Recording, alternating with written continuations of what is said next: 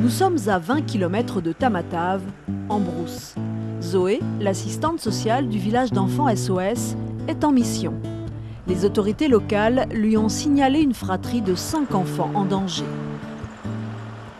Le père donc, a violé ses 2 filles, mais la mère est décédée de tuberculose et a contaminé avant son décès les plus jeunes, quoi.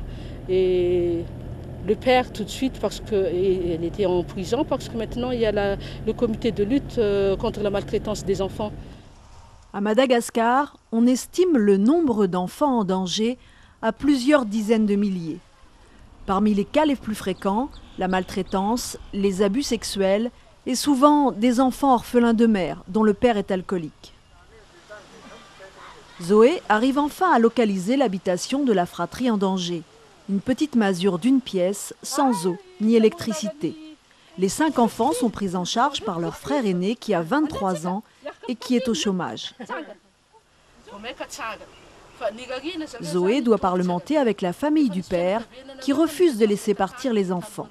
C'est toujours difficile parce que c'est une séparation et puis les familles sont très attachées à leurs enfants et il y a par rapport au cas, c'est encore plus difficile parce que les membres de la famille paternelle pensent que c'est à cause des enfants que le père est incarcéré.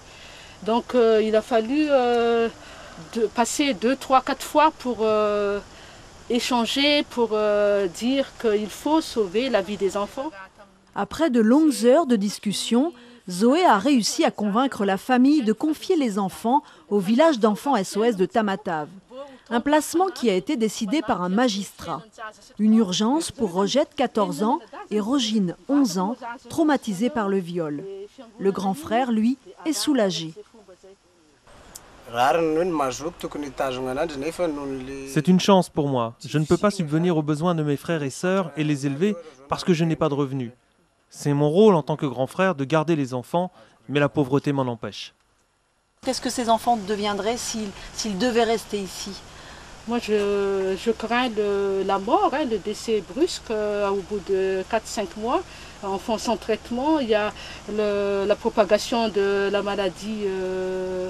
Non seulement il y a la tuberculose, il y a aussi les maladies sexuellement transmissibles pour des jeunes à bas âge. C'est très très grave.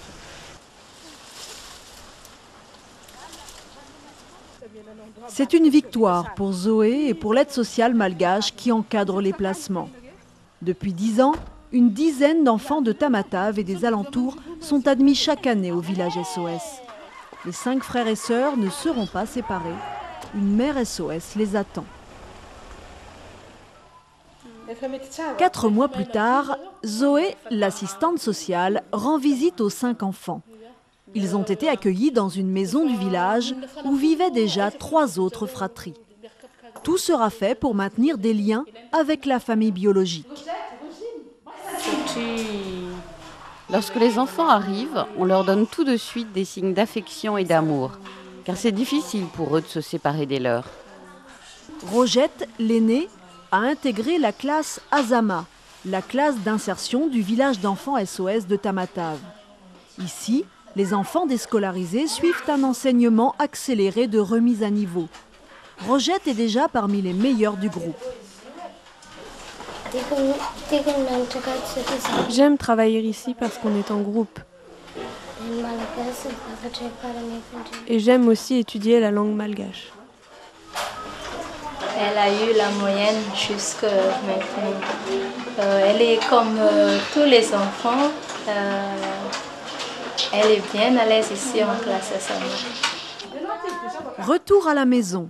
Les enfants sont heureux de montrer leur chambre à Zoé, qui en profite pour réexpliquer l'utilité du rangement. Il y a l'inquiétude au moment du départ, en quittant le toit familial, mais dès qu'ils entrent au village, ils voient les autres enfants, tout de suite ils sont intégrés. Et je trouve ça vraiment magique et magnifique parce que je n'imagine pas, quoi. Alors que je suis en train de se demander quelle histoire faire, quelle activité pour les intégrer, Or, ça vient spontanément. Comme les 160 autres pensionnaires du village de Tamatave, les 5 enfants ont un nouveau lieu de vie où ils pourront grandir en sécurité.